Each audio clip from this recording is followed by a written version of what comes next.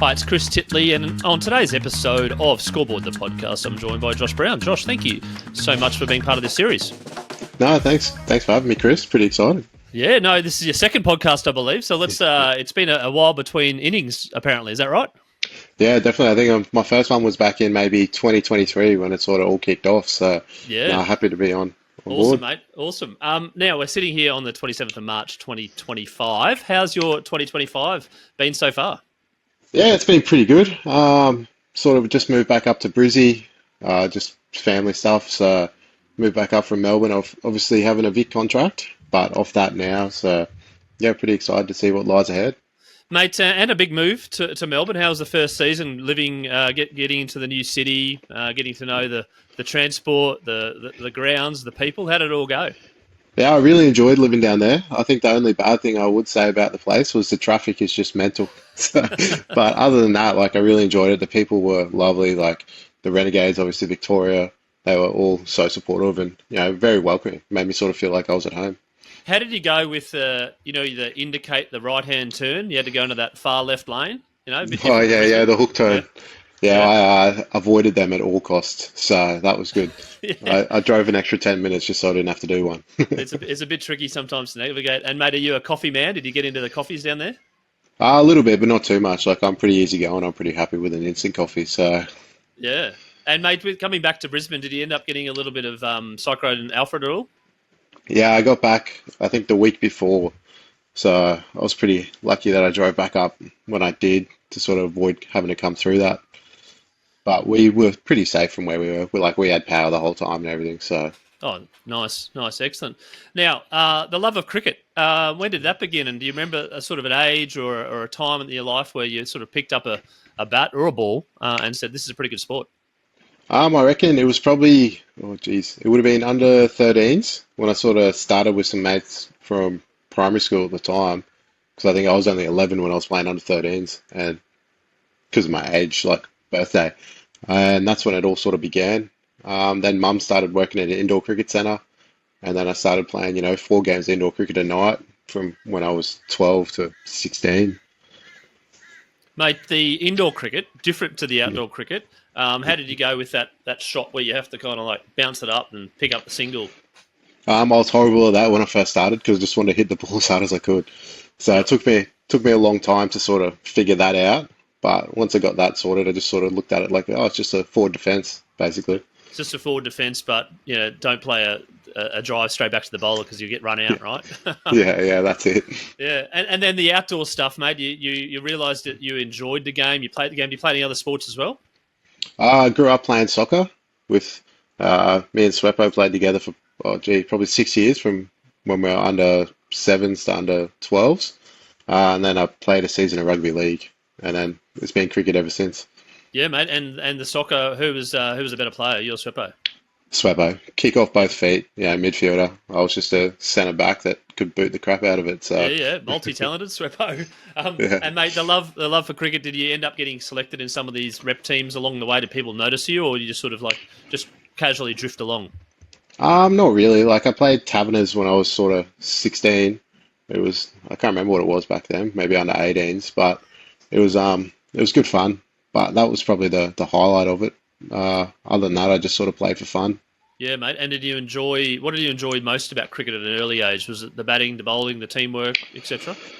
It was probably definitely the batting. I just used to love going out there and trying to hit it as far as I could. I mean, I still do now, but back then it was sort of a new thing that people weren't seeing too much of.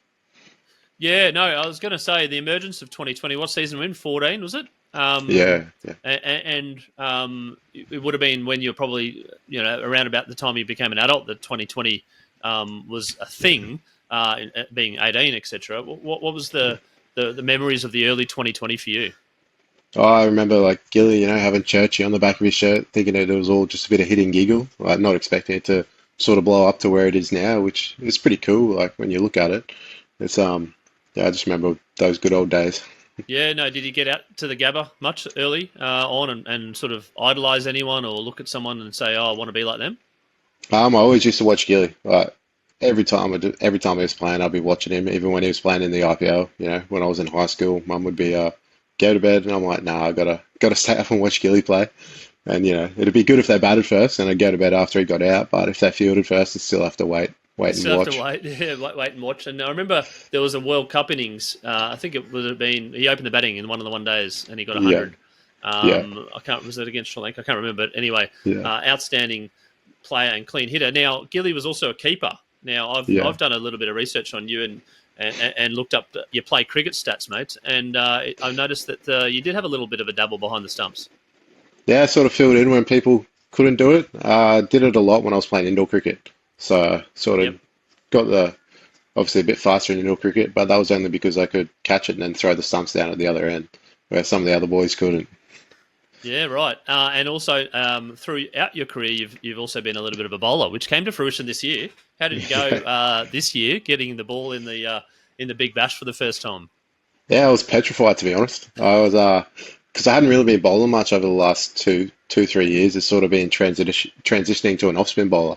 And then Chief threw me the ball, and he's like, "What do you want to do here to Woodsy?" And I'm like, "Well, yeah, I'm just going to try bowl Yorkers, straight Yorkers." And I don't know if you remember, the first ball I bowled was a It's bumper. a bouncer. Yep, I Yeah, remember. Yep. yep. I think I was I think that he got some nervous. commentary. One of the fielders went, "What's he bowling?" Yeah, that was Rooster. Yeah.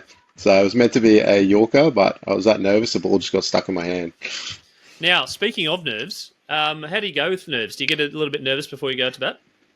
I used to, but not so much anymore. I guess it depends who you're batting with as well. Like some of the people I batted with over the time sort of, I know, made it a little bit easier, but nowadays I still have some nerves, but not to the extent that I used to. And were you always an opener batter, or do you enjoy opening? Where was your sort of position? No, I think when I first started playing first grade, I was batting nine, and then sort of even playing second grade, I was batting 5 to 7. Um, then one year in first grade, the 2020s, they were just like, "Oh, you wanna open?" And I was like, "Yeah, why not?" And haven't looked back. Like I think I got 100 in my second innings opening, so it was sort of yeah, Yeah, your trajectory to cricket stardom, or people who know your name, playing grade cricket and playing 2020, it was quite a fast rise. Do you sort of look back now and go, what happened, or was that always part of the plan for you to go, right? I know I'm good. My talent should come out and shine. It wasn't so much that. Like even up until probably 2018, 19, I was just playing for fun, like playing with my mates. I think the 2 years before I started, or 3 years before I started playing grade cricket again, I went and played like sub-district cricket, just to have fun with my mates. Like Yep. even he's the reason, one of my best mates is the reason I went over to Norse and started playing my grade cricket.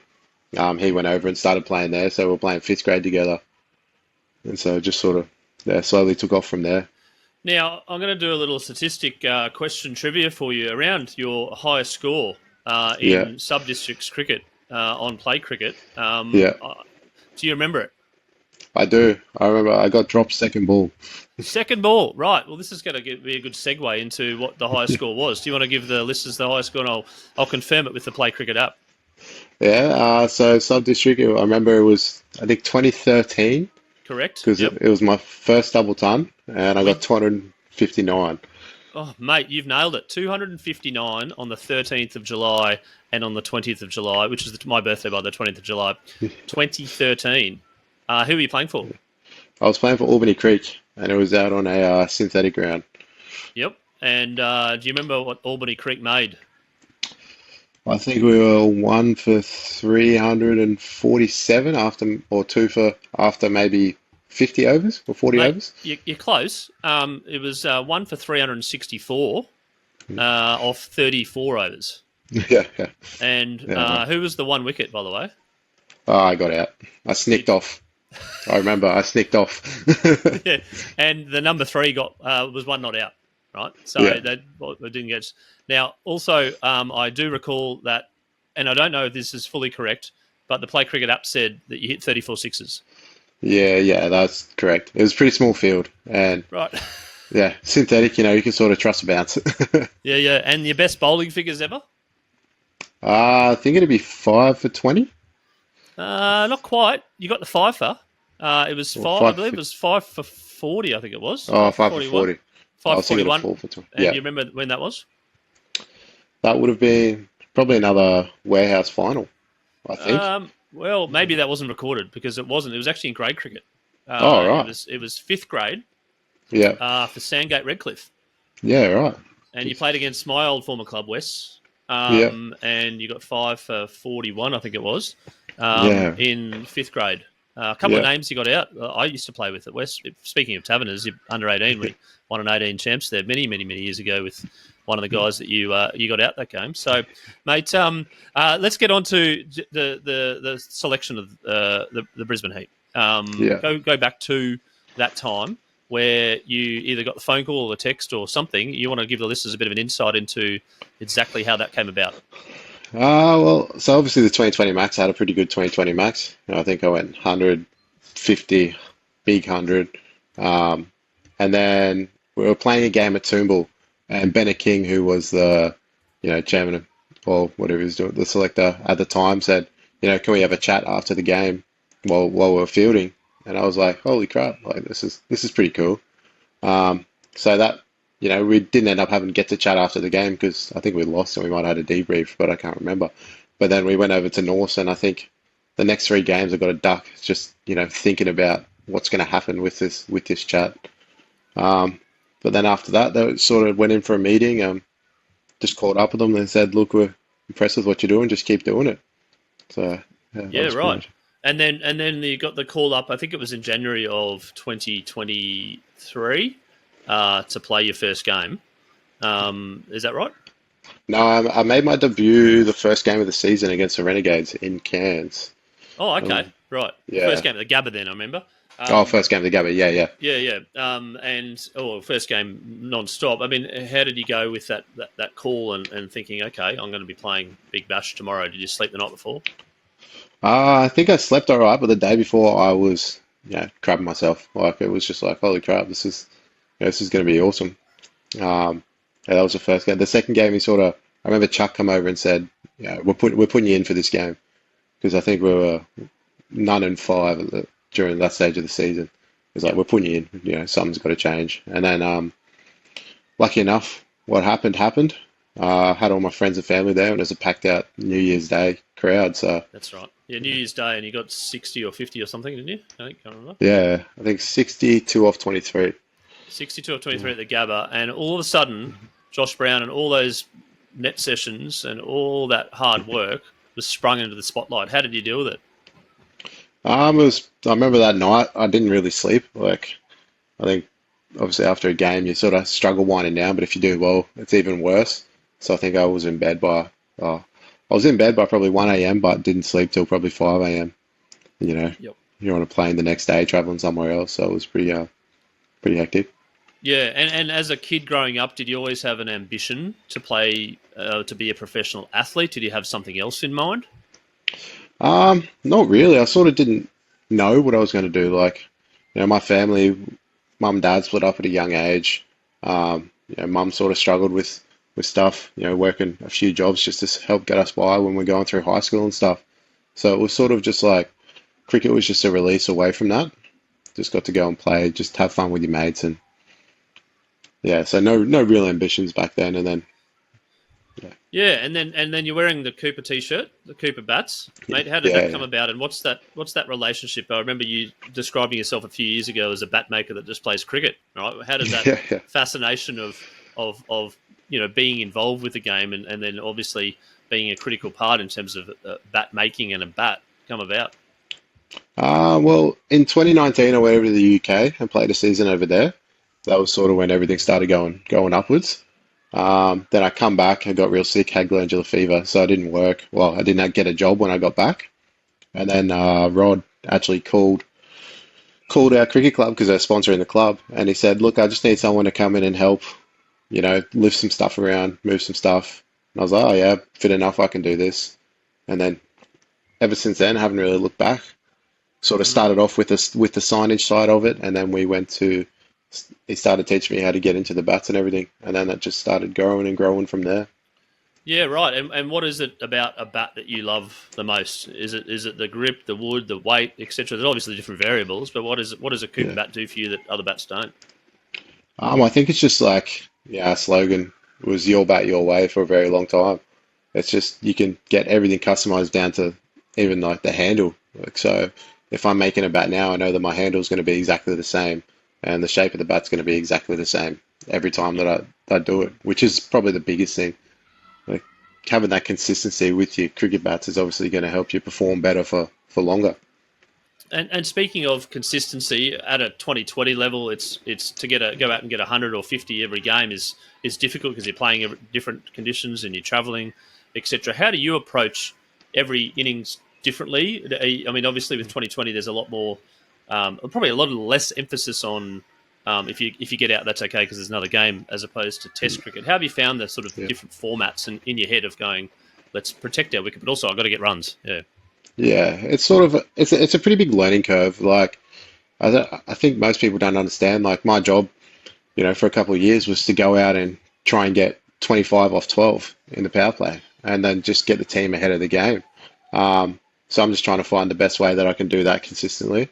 And if I'm back to 10 overs and I'm in, then it's my job to carry on the rest of the innings. So that's been probably the biggest learning curve with the whole thing. It's just learning how, because yeah, you face some pretty good bowlers, and occasionally you're gonna hit one straight up. But if you get the chance to go on and get a big score, you sort of got to learn how to do that rather than just throw it away. Yeah, in terms of bowlers, who's the fastest or trickiest bowler that you've ever played against? I reckon it'd probably be Riley Meredith. Like he's just when he runs in, he's absolutely sprinting in. He's got that look in his eyes, like he just wants to bowl as fast as he can. But he's a very nice bowler, so it's tough to get away. I think he's had the better of me so far. Yeah, right. And then, as you mentioned around various roles, and some of the other podcasts that I've had the opportunity to interview some of the athletes, they talk about the team mentality, but obviously the individual mentality you need to work on. But then your Yeah. role within that team. The successful teams that you've played in, did you know exactly your role and the role of some of the other players as well to get that dynamic right to probably, overall improve and uplift your own individual game as well? Yeah, absolutely. I think if you're playing in a team where you don't have roles, your mind's probably going to be a little bit more scattered as when because when you get out there, you're like, okay, my role's pretty simple. I got to try and hit boundaries. I'm not going to be the one that's going to be out there, nudging around trying to get the other guy on strike. And obviously having your role and your matchups, like it's pretty freeing, especially like that's what I noticed moving when I played with the Heat, having Buff as coach, well, batting coach, he was just like, it was so clear. And then even the same with the Renegades. So it's been very good. And how do you go about picking yourself up from getting a first ball duck? Yeah. You've gone out, you've probably whacked a few in the warm up. You're feeling good. Something Yeah. happens, you get out first ball, you get run out for a diamond duck or whatever. The pure emotion of like you're out, you're gone, you're done for the game. Broadly speaking, unless you bowl sometimes, Yeah. or field. How do you go with that? How have you gone with that over time? I guess when I first started playing, I was like, holy crap, this sucks so bad. Like, I just don't want to do this. But now I guess I'm at that age where I'm like, it sucks getting out, but I mean, like, it's inevitable that you're going to get out. So it's like, if I can score as many runs for the team as I can before I get out, I'm happy with that. But if I get a first ball or something, then I'm just like, well, it wasn't meant to be today. So yeah. Yeah, and when do you reckon you sort of change that mindset? And do you think it's been a better mindset for you? I changed it a few years ago now, but yeah, definitely been a better mindset because it's just like, I think cricket's a very humbling game. Like, you can go out one game and get 80 off 30, or you can go out the next game and get a golden duck. But it's just as long as you know you're doing the right things behind the scenes that people don't see, like you're hitting enough balls, you feel good in the nets, you still trust your process. Yeah, in regards to growing up in different formats, now that the ideal cricketer is potentially someone that's either plays 2020 for a living or is multi-diverse and plays 2020 and one days and shield cricket and test cricket, etc. When have the move must be a little bit difficult for you, obviously growing up in a generation where there was no 2020 when you were 12 or 13, broadly speaking, I Yeah. mean, apart from being in the UK. How have you managed that in yourself? I guess with the way that I bat, it's always been, I've always been aggressive. So sometimes it's just learning how to tone it back in, red ball cricket, even 50 over cricket. I sort of haven't mastered that at all. It's sort of like you look at it, it's like it's a 10 over power play. You got two new balls. You're facing the best bowlers when you're opening, so it's just like it's a bit tougher than 2020 cricket or even red ball cricket when you open. So it's just one of those tricky situations that I still have not figured out. I think it's just I probably haven't played enough one day cricket, so it's just one of those. Yeah, and mate, the Big Bash. It's been how many seasons have you been in? 3, is it? I think in total. 3, so yeah. 3. And how have you found that experience of being a Big Bash player as the 2020 continues to develop? The crowds continue to get better. It seems like it's got a lot of momentum. How have you found the different seasons? I've been loving it. Obviously, the first season, we got so close with the Heat, we lost the final. Then the second season, they shortened the season, and we had an unbelievable season. And then even this season, just going with the Renegades, like it's probably been my favourite so far. Just great bunch of blokes. There's so many games this season that were like sort of on the edge, which I think the crowds really enjoyed as well. So it's just, if the 2 of those games that we lose, we win, all of a sudden we're playing finals, and yeah. And talk about yes, there was an unbelievable game in the final, the Heat, which you went down. Would have been a pretty distraught feeling in the change rooms, but at that time you'd come from a distance to get to the final, and I think everyone was very proud of you. It was just so close in front of a Perth stadium. You want to recall that game and a couple of the key moments, and I suppose after that game, bottling up that despair, or that, I suppose, that feeling to go, let's go next year. Yeah. I think when we rocked up to the ground, the coaches, they put the newspaper articles up on the team whiteboard, which was just like Scorchers versus a bunch of nobodies, and so they gave us that little bit extra kick. And then when we got to 170 with the bat, like I remember the first over, obviously you're nervous when you walk out to bat and you're playing in front of, I think there was 55,000 there, but it was just a sea of orange. And then Jason Berendorf, the wicket was doing a little bit. I nicked it 3 times for 4. It's like on another day I could nick one of them and it gets caught first ball, and you're just like, yeah, right, maybe it is, it's our time. And then we put up a good total. Then we bowled pretty well in parts, but then I think from the 17th over was probably what cost us the most. I think it went for maybe 28 or 26 or something like that. Cooper come out and just absolutely whacked him. And then I remember Spencer was bowling the 19th, and I dropped one off him, off Cooper. But I mean, Cooper only faced one more ball after that. But a lot of people that don't know cricket sort of say, "Oh, you dropped the final," but I'm like, mate, that ball went so high, and it's probably still the coolest drop catch that I've ever had, because I never want to hear it again in my life. But when you hear 55,000 people roar because you've dropped a ball, it's pretty wild. Yeah, no, for sure. Again, like a drop catch or anything, you got to realise that that's not the end. It may be towards the pinnacle of the end, but that's not the reason why anyone loses a game. And then to have the Heat, in that change rooms, despair, you give it your everything. You just didn't get there because Cooper Connolly played an unbelievable innings. To come back the following year in the campaign, and then to go on to what you guys did. Was there a bit of motivation of that feeling? I mean, the Lions talked about it, losing the final last year. I mean, how did you go as a dynamic of a team the following year? Yeah, I think because we had a very similar team, internationals were the same. Everyone was sort of very good with each other. Like, when I say very good, everyone enjoyed each other's company, which made it probably the best environment for the outcome. Like, everyone was mates on and off the field, and then it was just such a good bond. But then also the WBBL, like, because they lost their final as well, the same, like the following season. So it was sort of like, we want to show that everyone we can do it. Like, we just don't want to roll over and then, go from winning or finishing second to then, not even making the finals. So we're pretty clear on what we wanted to do at the start of the season. And then when we started winning the games, it was a lot easier. And then, mate, you got shifted to the Gold Coast for the game before the final or semi-final, whatever it's called. I can't remember what the Big Bash call it these days. But it was and you went out to bat and you had the innings, apart from the 250 odd in winter cricket, mate, you had the innings of your life where everyone's like, wow. Talk me through that particular innings for you, and also the team winning that game to go, right, we're going to the final. Yeah, I think it was obviously a pretty special game, but just want to touch on the game before where I went out. We played the the challenger. So whoever won that got to go straight to the final. That was We played the against Sixers, wasn't it? yeah, and I went out and I think I got 15 off 22, and I was getting absolutely hosed by everybody.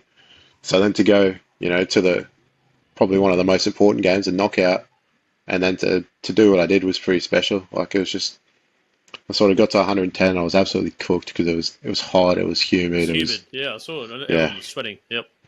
yeah, it was terrible. And then Renner's come out to bat, and I've got a pretty good relationship with him, and he was like, "You just got to keep going here, keep going for the team." So then it just kept it going, which was nice. And then winning that game, everyone the vibes were high, because the season before we'd gone down to Sydney, we knocked them out in the knockout game in their home turf. So that we were just like, what, we can do this. Like this is our chance. Like let's just nail it. And to during that innings, are you a person that looks at your score? I was a little bit when I started getting close to 100. I was just like, all right, maybe I'll have to knock it around or wait for a real bad ball. But then, lucky enough, Boise threw me one up when I was on 95. So yeah, and did you you obviously hit a 6 to get 100? Did you think, a 4 would be nice, or you just went right? That's there. That's in the spot. Yeah, I was just like, if he puts it in my slot, I'm going to hit it for 6. I remember, at the end of the over, I was talking to Renners, and I said, if he puts one there, I'm just going to bang it. And he was like, yeah, cool, love it. And then as a batter in 2020, how often do you think about that? And you've got I don't know what they're saying is the milliseconds to make a decision as a batter, and you've got people like Riley Meredith, as you spoke about, that are charging in. What's going through your head in regards to is it short? Is it because some of those shots that you played were sort of off the back foot, but it could have been a front foot. It could have been, and you've adapted so fast to that ball speed. What do you reckon? And my question's a long-winded question. What do you reckon one of the keys is to batting into 2024? I reckon my biggest key, my biggest learning curve was I for so long I got stuck on trying to be the batter that people wanted to see rather than just being true to myself. And obviously the biggest one is just hit the ball where it's meant to go. You can't be getting balls on fifth stump and you're trying to flick them over mid-wicket. It just doesn't work. So I think that's what I did really well in that game and then the following game. And do you reckon you get to 50 sometimes and there's a little bit of a, I'm tired, I'm knackered, I've done a pretty good job here, I've probably exceeded what my team has wanted me to do. If I get out, I get out, and you're okay with that? Or is the mentality just to keep going? Well, you never want to get out. I think my mentality, if I get to 50 in my role, it's just to keep going. If you start to get closer, I remember this year there was a game against the Strikers where I probably should have knuckled down a little bit and pick my matchups a bit better. But we always every team I played in, it's just been huge on your matchups. If you get a matchup that you think you can take them down, you can get that big 22 run over. You gotta go for it. What I've noticed in some of the 2020 games is the stretch from chasing down a total has become it's 6 and over, 7 over, 8 and over, 9 and over, 10 and over to get. And then it's it's 13 or now it's 14. But then teams come from that. How have you found growing up thinking that almost anything's possible in 2020? Yeah, a big believer of that because, all it takes is one person to have a day. If they go out, get 100 or 40 balls, all of a sudden, your team's got, even if you're chasing 270. So it's IPL. It's obviously you need someone to have a real big score, but I just believe anything is possible in cricket now. Because if you look at it, 15 and over is, depending on what ground you're playing on, it's 2 sixes and 3 singles, and you can afford a dot ball. So it's, depends on where you look at it, I guess. It's just one of those. Yeah, and then going to the final, such a big build-up for you. Your name's thrusted everywhere in the press, in the media. You go out to the final again. The expectations on your shoulders, did you feel it? Not too much. Going to Sydney, SCG hasn't always been known as being a batter-friendly wicket in the 2020s. Even when the first 2 years, everyone last year was absolutely beautiful, but the first 2 years, it was a low turner. The first final we played there, and then obviously the grand final last year, it wasn't the best wicket. So we're just all right. We sort of set a total, and I was batting with McSweeney at the time, and we'd obviously played a lot of club cricket together. And he just kept on me because I was like, mate, I'm struggling here. Like, I think I'm just going to start slogging because I just can't hit the ball. But he just kept on me and kept on me. It's just like, if you get out, just think about how hard it's going to be for the next bloke. So, yeah, even when I got out that game, I was pretty upset because I was like, I've just left another, hitting the ball so well, I've just left another big score out there.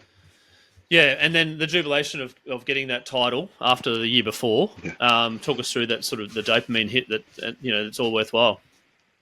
Unfortunately, I was off the field when we took the final catch. I was battling a pretty bad injury at that stage. So it was, yeah, after the season before to then have that happen was, it was incredible. I mean, even going to see Jimmy and then he was tearing up, Sweppo was tearing up because obviously they've been in the club for so long. And it was incredible to see what it meant to everybody. And, I carry around my ring. Like, I absolutely love it. Like, it's something that you're never going to forget. And then from that season, Josh Brown's hot property in 2020 globally. How did you go with sort of managing offers and looking at a little bit of stardom for you, camera shoved in your face? I can sense in the podcast you're reasonably quiet. But to have that media attention, how did you deal with it?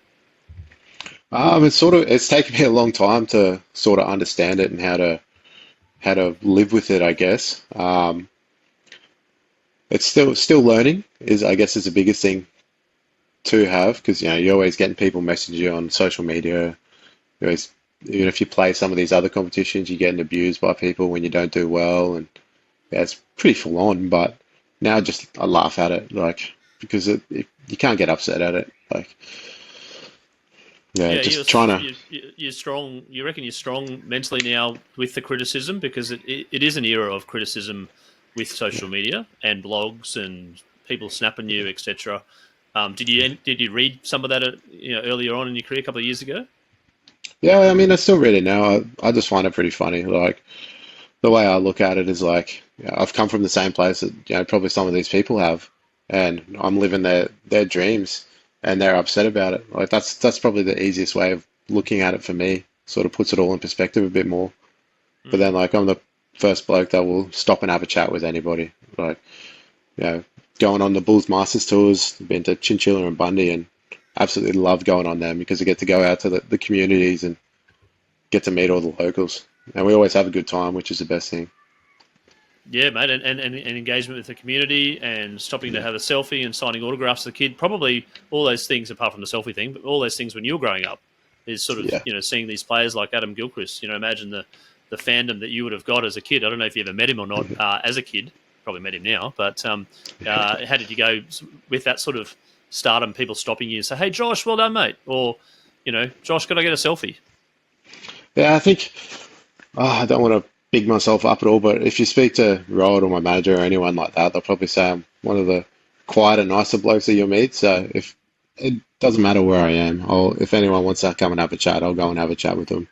Like I'm pretty involved in some of my hobbies outside of cricket.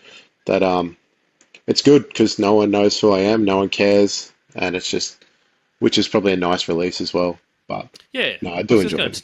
Touch on that in regards to cricket being such a big part of your life, and Scoreboard, the podcast, is all about talking to athletes about their scoreboard of life, whether it is trophies or whether it is something else or whatnot. I'm interested to know what you do outside of cricket because you're still involved with the bat maker, but also how you switch off as well.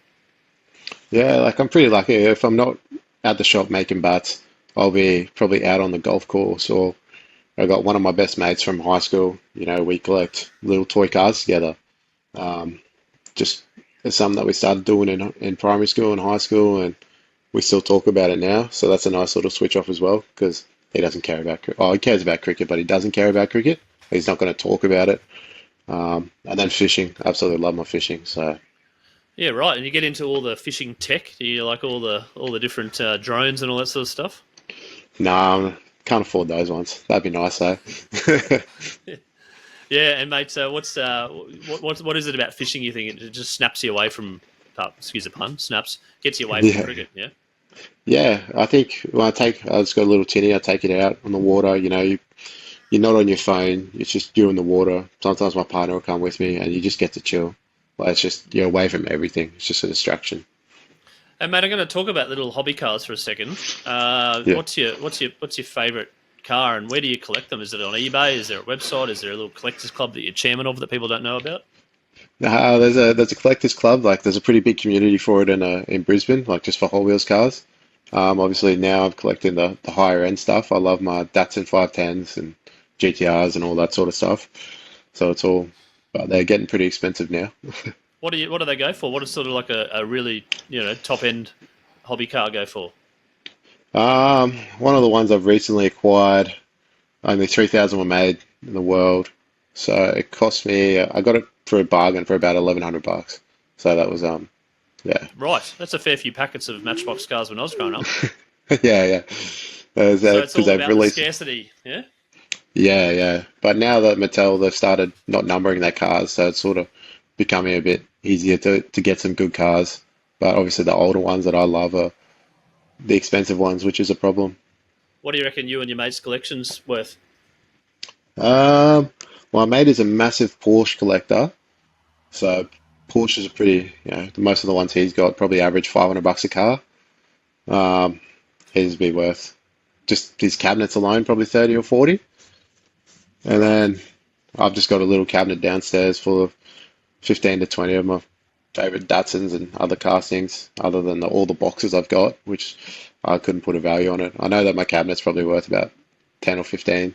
Yep. And then when there's in the event of emergency, you go straight for your cars. You reckon? No, well, I got a cricket bat collection as well, so Okay. I'm a bit of a nuff with that.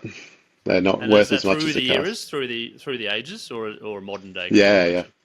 No, I got some through the years. I got picked up a Bill Lawry bat the other day. Managed to get 1987 World Cup signed bats, and I love my Pumas. So I got most of the Pumas that Gilly used to use, and And yeah, mate, speaking of Gilly, it's interesting you mentioned him a few times. When was the first time you met him, and were you a bit starstruck? yeah, it was my first season. I remember I met him in the tunnel as we were about to go up to do an interview, and I was just like, "Holy crap, this is unreal!" Because he was obviously my favorite player growing up. And it was unbelievable. I was too nervous to ask him to sign a bat for me that I actually bought in Melbourne on that day, So just you're to a get bit him to sort of sign. like going, oh, what? No, no. Look, I'm just going to be tough and act cool, right? Yeah, yeah. But I was like, holy crap, I'm almost wed myself. I get to stand here and chat with Gilly, which is unbelievable. And he's signed a few bats now for you. No, only the one, or the one that I'll cherish, yeah, forever. It was I think he used one similar. I gave it to him. He's like, I never used one like this. I'm like, oh no. So I was you're like, like, oh, I could have. I've been duped on the collector's front. Yeah. Yeah, I was like, it's got your name on it. Use this one. But no, he was like, it's close. The old Ansett series, one of the ones Oh that yes, that was probably in late '90s, early 2000s. Oh, actually, yeah, when did Ansett? I was saying, when did Ansett go bust? It all sort of happened around the same time as the big global scandal in the US as well. yeah, Um, Ansett, I remember that, and I remember do you remember growing up watching the Australia versus Australia A series? yeah, yeah. It was It was just two like, two quality good teams there. Um, yeah, yeah. Now, so breaking the cricket cycle, apart from being a cricket bat collector and a hobby yeah. car collector, do you read a book? Do you switch off? Do you listen to podcasts? Do you watch some Netflix? Like what's something? What does Josh Brown do in the off season? I suppose if there is an off season, to actually Yeah. sit on a Thursday night and go right. What's Josh Brown doing? Some of the times it's just going to the range with my mates, or cooking a nice dinner and have a nice dinner with my partner and a brother. And we like op shopping. We like to just go out. She loves her James Patterson books, so I'm always hunting for the James Patterson books. Yep. Um, got a pretty good collection of them now, but I'm starting to get into the Lee Child, the Reacher series books. Right. But I haven't read a book in about 12 years, I reckon. Yeah. No, I'm similar to be honest. So my wife got me one recently, and I sort of haven't started that. I just get a little bit bored, I suppose. Not bored, but more like self attention span. Yeah. Yeah, Yeah, And how's your attention span being a 2020 cricketer opener, short and fast, bang, bang, bang? So can you watch a 3 hour movie? yeah, absolutely. Yeah. Uh, I, I reckon I could sit. I mean, there's been days when I was living in Melbourne when it's raining. You go train, and then I think I watched. What was it? I'm trying to remember the series. I watched a series in about 3 days. It was Yep. four I'm li- season series. yeah, I'm liking the ones that only go for about 6 or 7 episodes now. Yeah, That are on Netflix now.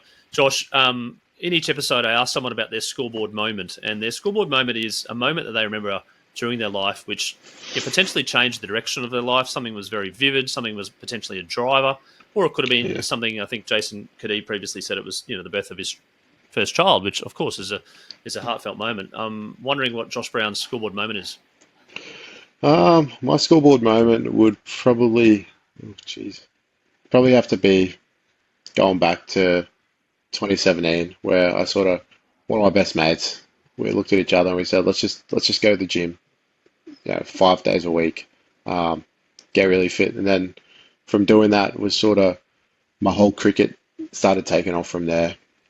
I wasn't as much of a bum, just playing for fun. It was just like, what, I'm gonna crack on and really focus on my cricket. And then I'd say within that as well was getting my eyes looked at because I always played cricket without, thinking about it.